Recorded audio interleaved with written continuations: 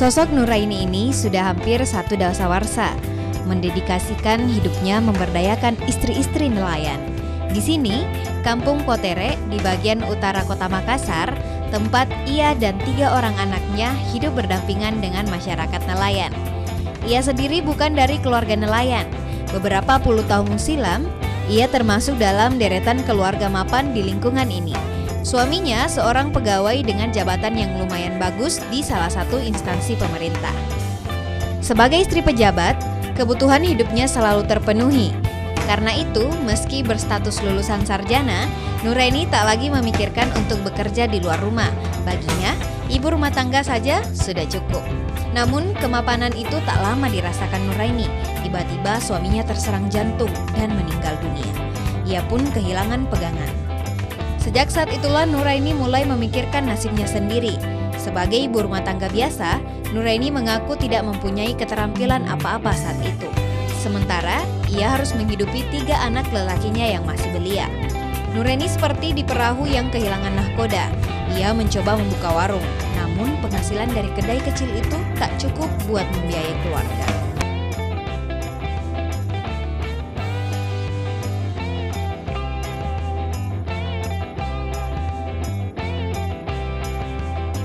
Berbagai usaha sudah dilakoni Nuraini, tapi selalu gagal pula. Dan akhirnya, suatu hari ia diundang mengikuti pelatihan pembuatan hasil olahan ikan di Dinas Perikanan di Kota Makassar. Berbekal keterampilan dari pelatihan itu, perempuan kelahiran 6 Agustus 1969 ini kemudian membuat usaha rumahan, pengolahan abon ikan. Ia mengajak pula istri-istri nelayan yang senasib dengan dirinya.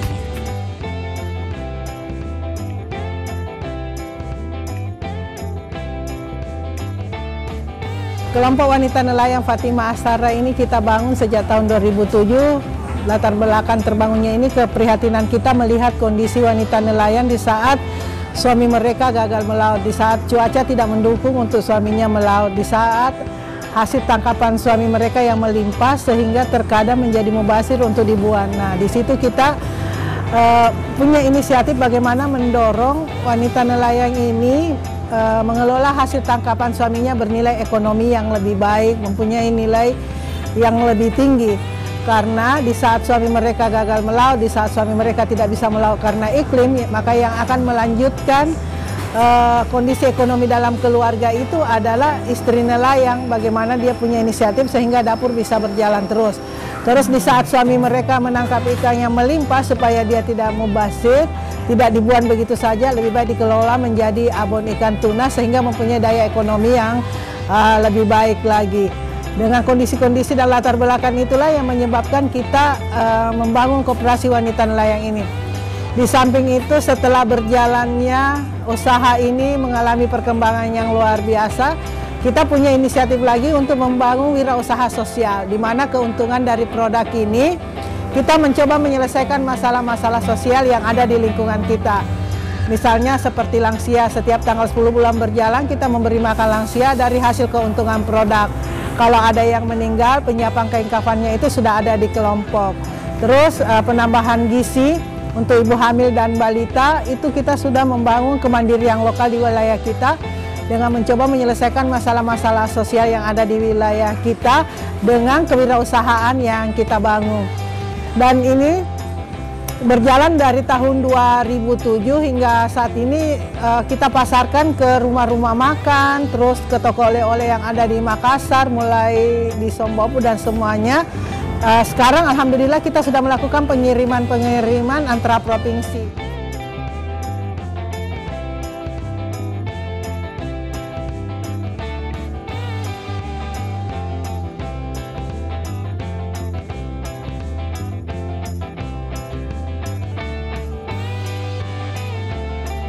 Abon ikan yang diberi merek nama Yayasan Fatimah Asara ini mulanya diproduksi hanya 35 kg per pekan.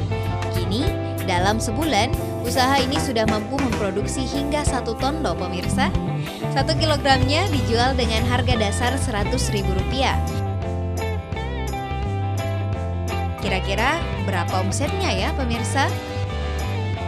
Untuk pengolahan abon ikan sendiri, alumni Sospol Unas ini dibantu sekira 10 istri nelayan. masing-masing memiliki peran. Ada yang khusus bertugas mencabut tulang ikan, ada bertugas memasak, menggoreng, ada yang mencampur bumbu, dan ada yang khusus mengemas.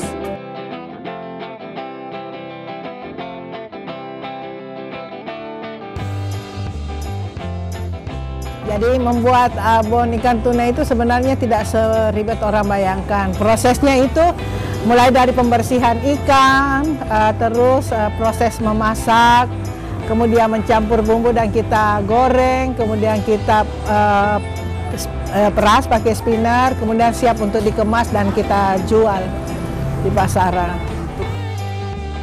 Saat ini bukan saja abon ikan yang diproduksinya loh pemirsa. Kelompok Fatimah Zahra ini juga mengolah produk hasil laut lainnya seperti ikan bandeng cabut tulang, ikan giling, tumpi-tumpi, bolu kambu, olahan rumput laut, dan lain-lain. Keunggulan produknya ini selain aman dikonsumsi bagi kesehatan, nilai gizinya cukup tinggi karena berasal dari ikan tuna segar. Rasanya nikmat.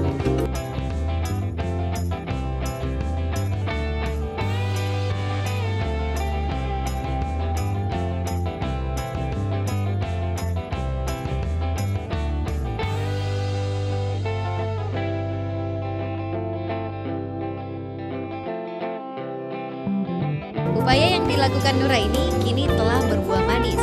Ia telah memberikan kehidupan yang lebih baik bagi keluarga nelayan di Potere. Suryani Mansur misalnya, sejak awal dibentuknya kelompok Fatimah Zahra ini, ia langsung bergabung. Ibu dua anak ini awalnya hanya coba-coba saja, tapi setelah ikut, ia pun merasakan hasilnya. Pertama saya kerja di sini sebenarnya kami tidak digaji, cuman membantu. Terus yang punya tempat juga di sini, dia juga banting tulang karena abon pertama kami menjual abon tidak ada yang mau beli, tidak laku. Akhirnya dia punya optimis bahwa pasti kita akan berdiri dan pasti kita akan berhasil. Dia ngantar pakai motor, walaupun hanya orang beli 1 toples, 2 toples, biar jauh dia juga antarkan. Sedangkan kami masuk juga dulu di warung makan.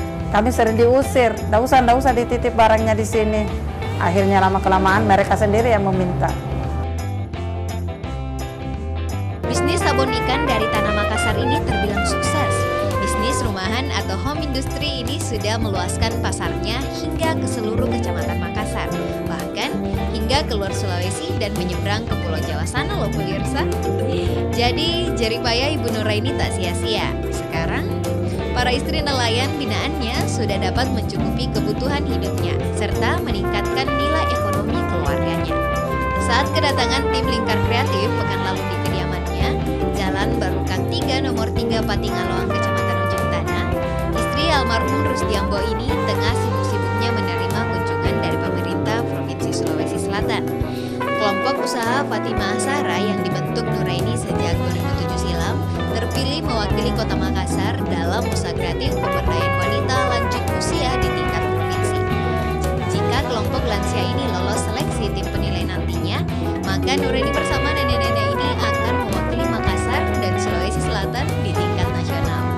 Nah pemirsa, lihat aja tuh para nenek-nenek lansia yang tengah asik berbincang-bincang dengan tim penilai dari pemerintahan Provinsi Sulsel. Para lansia ini menceritakan banyak pengalamannya bergabung di kelompok usaha nelayan ini. Seru ya pemirsa, udah jadi nenek-nenek tapi masih eksis aja nih.